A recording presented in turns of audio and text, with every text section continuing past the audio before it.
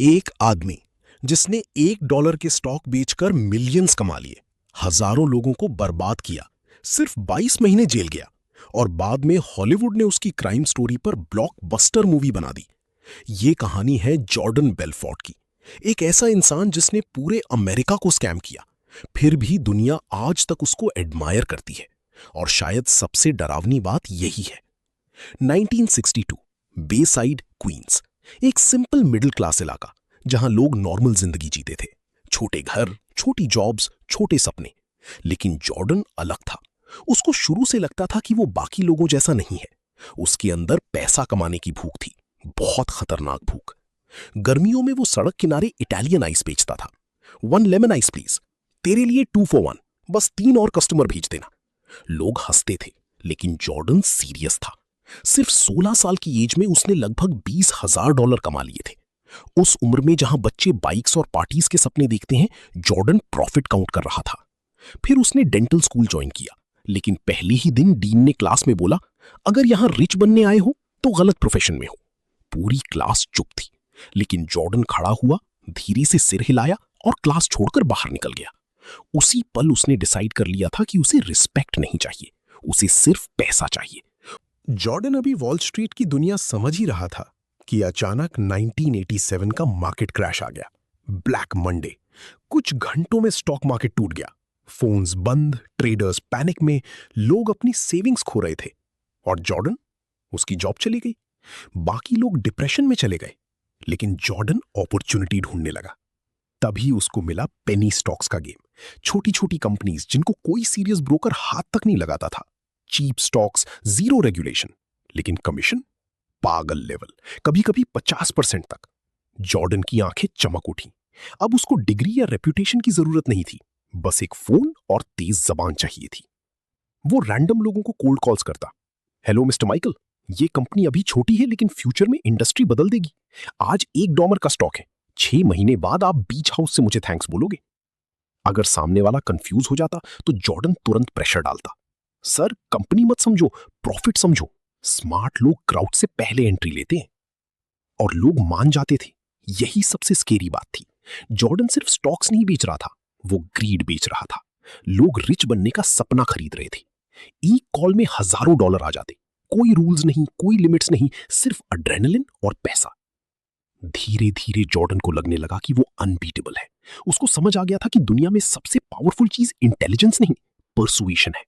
अगर इंसान सही वर्ड्स बोलना सीख जाए तो वो किसी को भी मैनिपुलेट कर सकता है। और यही सोच आगे चलकर अमेरिका के सबसे बड़े फाइनेंशियल स्कैम्स में बदलने वाली थी। 1989 तक जॉर्डन सिर्फ एक ब्रोकर नहीं रहा था, अब उसके अंदर अपना एम्पायर बनाने का सपना जाग चुका था। तभी उसकी मुलाकात हुई डैनी पोरूश से, लॉन्ग आइलैंड का एक लाउड, क्रेजी और बेहद डेंजरस सेल्समैन। वो वॉल स्ट्रीट जैसा दिखता भी नहीं था, लेकिन उसके अंदर भी वही भूख थी जो जॉर्डन में थी। पैसा, पावर, लग्जरी, दोनों की केमिस्ट्री खतरनाक थी। जॉर्डन के पास विजन था और डैनी केओस लेकर आया था।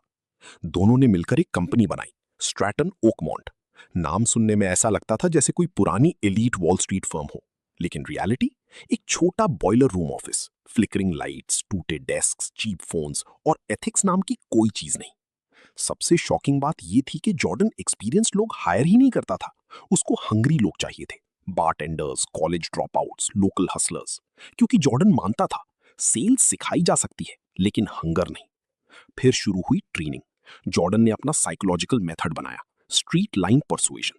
उसका रूल सिंपल था, कस्टमर को सोचने का मौका मत दो, उसको प्रेशर में रखो, कॉन्फिडेंस दिखाओ, फियर और ग्रीड दोनों इस्तेमाल करो, और कॉल तब तक खत्म मत करो जब तक डील क्लोज ना हो जाए। धीरे धीरे ऑफिस किसी बैटलफील्ड जैसा बन गया। फोन्स नॉनस्टॉप बजते रहते, लोग चिल्लाते रहते, पैसा बारिश की तरह आने लगा। हर ब्रोकर को ऐसा फील कराया जाता जैसे वो किंग हो। लेकिन असली गेम अब शुरू हो रहा था, क्योंकि स्ट्रैटन ओकमोंट सिर्फ स्टॉक्स नहीं बेच रही थी, वो लोगों को फेक सपने बेच रही थी, और हजारों लोग खुशी खुशी वो सपना खरीद रहे थे। स्ट्रैटन ओकमोंट की सबसे डेंजरस चीज उसका ऑफिस नहीं था, उसका टारगेट था। वो रिच इन्वेस्टर्स के पीछे नहीं भागते थे, वो उन लोगों को ढूंढते थे जिनके पास बस थोड़ी सेविंग्स थीं, लेकिन बड़े सपने थे। Retired uncle aunty, middle class families, वो लोग जिन्हें लगता था कि शायद एक सही इन्वेस्टमेंट उनकी जिंदगी बदल देगी। जॉर्डन अपने ब्रोकर से कहता था, फोन की दूसरी साइड इंसान नहीं है, सिर्फ टारगेट है। और फिर शुरू होता था मैनिपुलेशन का खेल। सर, ये मौका बार बार नहीं आता। वॉल स्ट्रीट वाले खुद इसमें पैसा डाल रहे हैं। अगर आज एंट्री नहीं ली तो बाद में पछताओगे। लोग डर जाते थे, एक्साइटेड हो जाते थे, ग्रीड उनके दिमाग पर चढ़ जाती थी। और वही जॉर्डन चाहता था। पहले वो फेक पेनी स्टॉक्स बेचते थे, ऐसी कंपनीज जिनका ना कोई फ्यूचर था ना कोई असली प्रोडक्ट, सिर्फ फैंसी नाम और फेक प्रोमिसेस। लेकिन जैसे जैसे पैसा बढ़ा, स्कैम भी बड़ा होता गया। अब शुरू हुआ असली खेल, पंप एंड डंप। जॉर्डन और उसकी टीम पहले चीप स्टॉक्स खरीदती, फिर पूरा सेल्स फ्लोर उन स्टॉक्स का हाइप मशीन बन जाता। दिन रात calls, fake excitement, false promises. Stock का प्राइस ऊपर जाता और जैसे ही लोग ग्रीड में खरीदना शुरू करते, स्ट्रैटन अपने सारे शेयर्स बेचकर बाहर निकल जाता। बाकी इन्वेस्टर्स पूरी तरह बर्बाद, उनकी सेविंग्स खत्म, ड्रीम्स खत्म। लेकिन स्ट्रैटन ऑफिस में सेलिब्रेशन चलता रहता, शैंपेन उड़ती, कोकीन चलती, ब्रोकर्स लाखों डॉलर कमाते, और जॉर्डन आर्मानी सूट पहनकर किसी कल्ट लीडर की तरह ऑफिस के बीच खड़ा रहता। उसको लगने लगा था कि वो सिर्फ कंपनी नहीं चला रहा, वो पूरी दुनिया को कंट्रोल कर रहा है। 1990s तक स्ट्रैटन ओकमॉन्ट एक ब्रोकरेज फर्म कम सर्कस ज्यादा बन चुकी थी।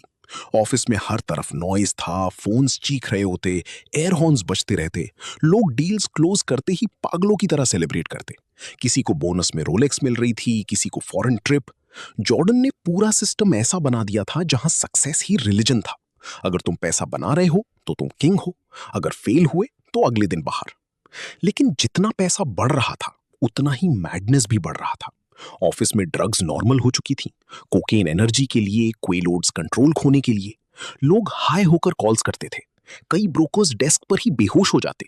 फाइट्स होती, ग्लास टूटते, लेकिन किसी को फर्क नहीं पड़ता था, क्योंकि अगले दिन फिर वही गेम शुरू हो जाता। जॉर्डन खुद भी कंट्रोल लूज कर रहा था। उसने हेलीकॉप्टर खरीदा, मैंशंस खरीदे, लैम्बोर्गिनी, यॉट। लग्जरी उसके लिए एडिक्शन बन चुकी थी। उसने अपनी यॉट का नाम अपनी वाइफ नियोमी के नाम पर रखा। हर जगह बस एक्सेस था। पैसा इतना था कि लोग उसे जला सकते थे, और शायद यही सबसे डेंजरस पॉइंट था। जॉर्डन अपने एम्प्लॉइज को स्पीच देता, विनिंग इज एवरीथिंग। अगर तुम विनर नहीं हो तो तुम कुछ नहीं हो। लोग उसको भगवान की तरह फॉलो करते थे। वो सिर्फ बॉस नहीं था, कल्ट लीडर बन चुका था। पेपर पर स्ट्रैटन ओकमॉन्ट अमेरिका की फास्टेस्ट ग्रोइंग फर्म्स में से एक थी। कंपनीज पब्लिक हो रही थीं, मिलियंस रेज हो रहे थे, लेकिन अंदर से पूरा एम्पायर झूठ पर बना था। Smoke and mirrors, fake dreams, fake success. और प्रॉब्लम यह थी कि जब कोई इंसान बहुत लंबे टाइम तक जीतता रहता है, तो उसे लगने लगता है कि वो कभी हार ही नहीं सकता। 1994 तक स्ट्रैटन ओकमॉन्ट बहुत बड़ा नाम बन चुका था। मीडिया अटेंशन बढ़ रही थी। वॉल स्ट्रीट में लोग जॉर्डन बेलफोर्ट का नाम जानने लगे थे। लेकिन जितनी तेजी से कंपनी ऊपर जा रही थी, उतनी ही तेजी से अंदर से सड़ भी रही थी। वही पुराना गेम बार बार रिपीट हो रहा था। फेक हाइप बनाओ, लोगों को स्टॉक्स बेचो, और रियलिटी सामने आने से पहले बाहर निकल जाओ। लेकिन अब प्रॉब्लम यह थी कि रेगुलेटर्स की नजर पड़ चुकी थी।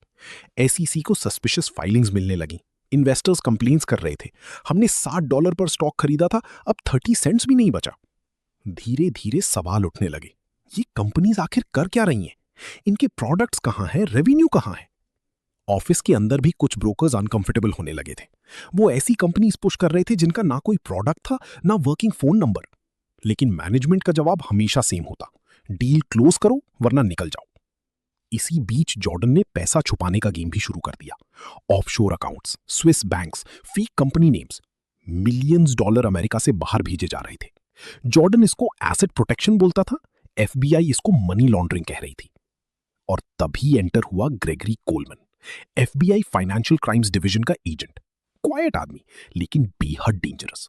उसने जॉर्डन को सिर्फ एक फ्लैशी सेल्समैन की तरह नहीं देखा, उसको ब्लड स्मेल आ रही थी। उसने धीरे धीरे एविडेंस कलेक्ट करना शुरू किया। Wire transfers, property deals, cash withdrawals, cold call scripts, हर चीज रिकॉर्ड होने लगी। लेकिन जॉर्डन को अभी भी लग रहा था कि वो अनटचेबल है। उसको लगता था पैसा हर प्रॉब्लम सॉल्व कर देगा। उसको अंदाजा भी नहीं था कि उसका एम्पायर अब अंदर से टूटना शुरू हो चुका है। जितना एफबीआई करीब आ रही थी, उतना ही स्ट्रैटन ओकमॉन्ट के अंदर केओस बढ़ रहा था। ड्रग्स अब लग्जरी नहीं रही थी, नेसेसिटी बन चुकी थी। ब्रोकर सुबह कोकेन से स्टार्ट करते, रात क्वालिट्स पर खत्म करते। लोग कॉल्स के बीच बेहोश हो जाते। कमीशन को लेकर फाइट्स होती। पूरा ऑफिस किसी टिकिंग बॉम्ब जैसा हो चुका था। और सबसे बुरी हालत जॉर्डन की थी। बाहर से वो अभी भी कॉन्फिडेंट दिखता था, एक्सपेंसिव सूट्स पहनता था, स्पीचेस देता था, लेकिन अंदर से वो टूट रहा था। उसकी मैरिज बिखर चुकी थी। उसकी वाइफ को काउच के अंदर पिल्स मिलती, बाथरूम में सिरिंजेस। जॉर्डन रियलिटी से दूर जा चुका था। एक रात वो ड्रग्स के असर में फरारी चला रहा था। उसकी छोटी बेटी भी कार में थी और उसने कार क्रैश कर दी। किसी तरह वो बच गए, लेकिन जॉर्डन नहीं रुका। उसको अब भी लगता था कि उसके साथ कुछ बुरा हो ही नहीं सकता। फिर आया यॉट इंसिडेंट 1996। इटली के पास समुद्र में तूफान आने वाला था। कैप्टन बार बार वार्निंग दे रहा था, हमें सेल नहीं करना चाहिए। लेकिन जॉर्डन ड्रंक था, हाई था, और उसको लगता था कि वो इनविंसिबल है। उसने ऑर्डर दिया, यॉट चलेगी। कुछ घंटों बाद समुद्र वायलेंट हो गया। वेव्स यॉट से टकराने लगी, पानी अंदर आने लगा। यॉट पर जॉर्डन, उसकी वाइफ, उसकी बेटी, मिलियंस डॉलर की ज्वेलरी और ड्रग्स मौजूद थे। सिचुएशन इतनी खराब हो गई कि इटालियन नेवी को रेस्क्यू करना पड़ा। यॉट पूरी तरह डिस्ट्रॉय हो गई। जॉर्डन बच गया, लेकिन उस रात कुछ बदल गया था। पहली बार उसको फील हुआ कि शायद उसका लक खत्म हो रहा है। न्यूयॉर्क वापस आते ही वॉल्स क्लोज होने लगी। जर्नलिस्ट्स क्वेश्चंस पूछ रहे थे, फॉर्मर एम्प्लॉइज बोलने लगे थे, और एफबीआई अब सिर्फ देख नहीं रही थी, हमला करने की तैयारी कर रही थी। ग्रेगरी कोलमैन अब पूरी तरह जॉर्डन के पीछे पड़ चुका था। उसने महीनों तक क्वाइटली एविडेंस कलेक्ट किया। स्ट्रैटन ओकमॉन्ट के कोल्ड कॉल स्क्रिप्ट्स निकाले गए, वायर रिकॉर्ड्स ट्रैक हुए, रियल एस्टेट परचेजेस चेक की गई। जॉर्डन लाखों डॉलर कैश में निकाल रहा था, कसिनोज और आर्ट डील्स के थ्रू पैसा घुमा रहा था। हर नई डिटेल एफबीआई को ऑल क्लियर पिक्चर दे रही थी। लेकिन सबसे डेंजरस चीज अब होने वाली थी। जॉर्डन के अपने लोग टूटने लगे थे। कुछ ब्रोकर्स दूसरी फ्रॉड केसेस में पकड़े गए, कुछ अनपेड बोनसेस से नाराज थे, और जैसे ही एफबीआई ने प्रेशर डाला, कई लोग इन्फॉर्मेंट बन गए। उन्होंने वायर्स पहने, सीक्रेट रिकॉर्डिंग्स की, फाइल्स हैंडओवर की।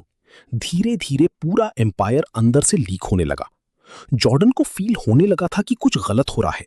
कॉल्स शॉर्ट होने लगे, मीटिंग सीक्रेट होने लगी। लेकिन अब बहुत देर हो चुकी थी। अक्टूबर 1996, सुबह सुबह फेडरल एजेंट स्ट्रैटन ओकमॉन्ट पहुंच गए। ऑफिस खुलने से पहले ही रेड शुरू हो चुकी थी। फोन्स डेस्क से खींचे गए, फाइलिंग कैबिनेट्स खाली किए गए, हार्ड ड्राइव्स कॉपी हुई। एम्प्लॉय से पूछताछ होने लगी। कोई डॉक्यूमेंट्स फ्लश करने की कोशिश कर रहा था, कोई श्रेडेड पेपर्स लेकर भाग रहा था। लेकिन फर्क नहीं पड़ा। एफबीआई के पास अब ऑलमोस्ट सब कुछ था। फिर भी जॉर्डन रुका नहीं। इन्वेस्टिगेशन के दौरान उसको साफ वार्निंग दी गई थी कि कोई फंड्स मूव नहीं करने हैं, लेकिन उसने फिर भी स्विट्जरलैंड में $2 मिलियन ट्रांसफर कर दिए। प्रॉब्लम ये थी कि पूरा ट्रांजैक्शन ट्रेस हो गया, कॉन्वर्सेशन भी रिकॉर्ड हो चुकी थी। बस वहीं गेम खत्म हो गया। वही एक थ्रेड था जिसने पूरे एम्पायर को खोल दिया। सालों तक जिसने लोगों को मैनिपुलेट किया था, अब वो ट्रैप में फंस चुका था। चीज खत्म हो चुकी थी, अब सिर्फ गिरना बाकी था। 1998 तक जॉर्डन बेलफोर्ट के पास कोई रास्ता नहीं बचा था। एफबीआई के पास रिकॉर्डिंग्स थीं, एसईसी के पास डॉक्यूमेंट्स थे। स्ट्रैटन ओकमॉन्ट का पूरा एम्पायर कोलैप्स हो चुका था। वही आदमी जिसने कोल्ड कॉल्स और फेक प्रोमिसेस से करोड़ों कमाए थे, अब फेडरल चार्जेस के नीचे दब चुका था। Wire fraud, securities fraud, money laundering. अगर कोर्ट पूरा पनिशमेंट देती तो जॉर्डन लगभग 30 साल जेल में सड़ सकता था। लेकिन जॉर्डन ने वही किया जो वो हमेशा करता आया था। उसने डील कर ली। इस बार वो स्टॉक्स नहीं बेच रहा था, इंफॉर्मेशन बेच रहा था। उसने एफबीआई के साथ कोऑपरेट करना शुरू किया। अपने ही पार्टनर्स, ब्रोकर्स, दोस्तों के खिलाफ एविडेंस देना शुरू कर दिया। एक एक करके 30 से ज्यादा एम्प्लॉइज इंडाइट हुए। कई लोग ऐसे थे जिन्होंने स्कूल के बाद सीधा स्ट्रैटन ज्वाइन किया था। जॉर्डन ने उनको सेल सिखाई, ग्रीड सिखाई, रूल्स तोड़ना सिखाया, और अब वही लोग उसके कारण जेल जा रहे थे। आयरनी ये थी कि कुछ एम्प्लॉइज को जॉर्डन से ज्यादा टाइम जेल में रहना पड़ा, और जॉर्डन सिर्फ 22 मंथ्स, वो भी मिनिमम सिक्योरिटी प्रिजन में। ना बार्स, ना डेंजरस क्रिमिनल्स, गार्ड्स तक गन्स कैरी नहीं करते थे। सुबह टेनिस, दोपहर जिम, रात राइटिंग। यहीं उसकी मुलाकात कमेडियन टॉमी चोंग से हुई। जॉर्डन ने उसको अपनी पूरी स्टोरी सुनाई, drugs, yacht, money, lies, fraud. Tommy shock नहीं हुआ, वो एंटरटेन हुआ। उसने जॉर्डन से कहा, ये सब लिख डाल, और जॉर्डन ने वही किया। क्योंकि चाहे सिचुएशन कोई भी हो, जॉर्डन बेलफोर्ट एक चीज कभी नहीं छोड़ सकता था, सेलिंग। इस बार वो दुनिया को अपनी कहानी बेचने वाला था।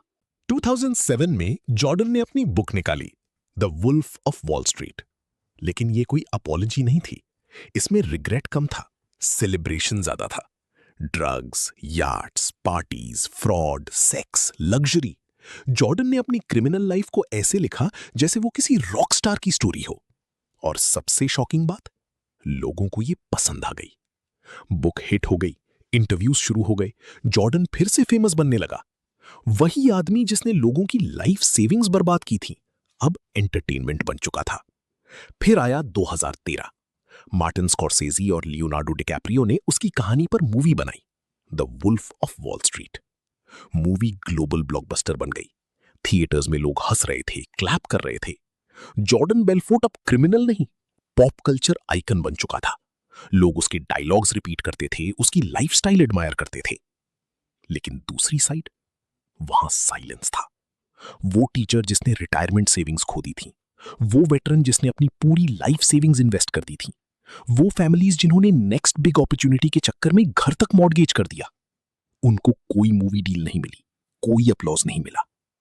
कोर्ट ने जॉर्डन को $110 मिलियन रीपे करने का ऑर्डर दिया था, लेकिन आज तक उसका सिर्फ छोटा हिस्सा ही वापस गया। बाकी पैसा offshore accounts, legal loopholes, luxury assets में गायब हो गया। फिर भी जॉर्डन आज सक्सेसफुल है। Motivational speaker, sales coach, podcast host, वो स्टेजेस पर खड़ा होकर सक्सेस और एथिक्स सिखाता है। और शायद सबसे स्केरी बात यही है, उसने सिर्फ जस्टिस से एस्केप नहीं किया, उसने अपने क्राइम्स को ब्रांड बना दिया। आज जॉर्डन बेलफोर्ट दुनिया भर में स्टेजेस पे घूमता है, एक्सपेंसिव सूट्स पहनता है, बिजनेस सेमिनार्स लेता है, लोगों को सेल्स और सक्सेस सिखाता है। हजारों लोग उसकी बातें सुनने आते हैं, सेल्फीज लेते हैं, ऑटोग्राफ मांगते हैं। और कभी कभी ऐसा लगता है जैसे दुनिया भूल चुकी है कि ये वही आदमी है जिसने हजारों लोगों को बर्बाद किया था। जॉर्डन खुद एक बार बोला था, मैं ग्रीडी था, लेकिन हर कोई ग्रीडी है। और शायद यही रीजन है कि वो बच गया, क्योंकि डीप डाउन लोग उससे नफरत नहीं करते थे, लोग उसके जैसा बनना चाहते थे। Luxury cars, mansions, easy money, power. दुनिया हमेशा विनर्स को वर्शिप करती है, चाहे वो जीत सच से आई हो या फ्रॉड से। यही इस कहानी का सबसे डार्क पार्ट है। जॉर्डन ने सिर्फ स्टॉक्स नहीं बेचे थे, उसने ग्रीड बेची थी, और लोगों ने खुशी खुशी वो ग्रीड खरीद ली। स्ट्रैटन ओकमोंट सिर्फ एक कंपनी नहीं थी, वो एक मिरर थी जिसने दुनिया का असली चेहरा दिखाया। लोग रिच बनने के लिए कितना रिस्क ले सकते हैं, कितनी जल्दी ब्लाइंड ट्रस्ट कर लेते हैं, और कैसे कॉन्फिडेंस अक्सर ट्रूथ से ज्यादा पावरफुल लगने लगता है।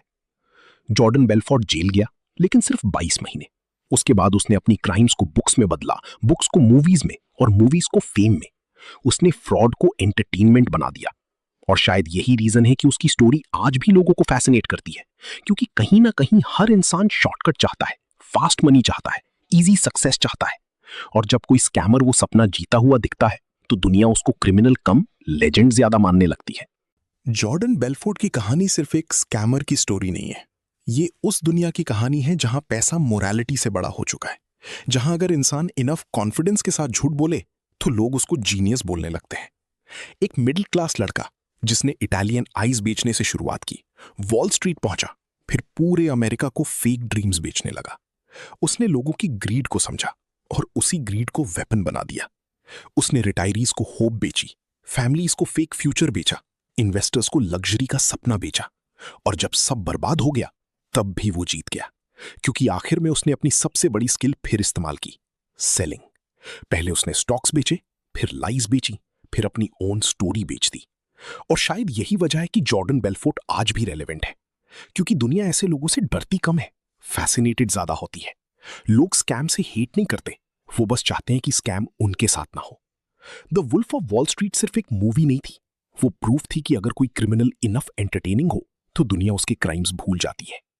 लोग थिएटर में बैठकर हंसे, क्लैप की, इंस्पायर हुए, लेकिन उन विक्टिम्स के बारे में किसी ने नहीं सोचा जिनकी जिंदगी सच में खत्म हो गई थी।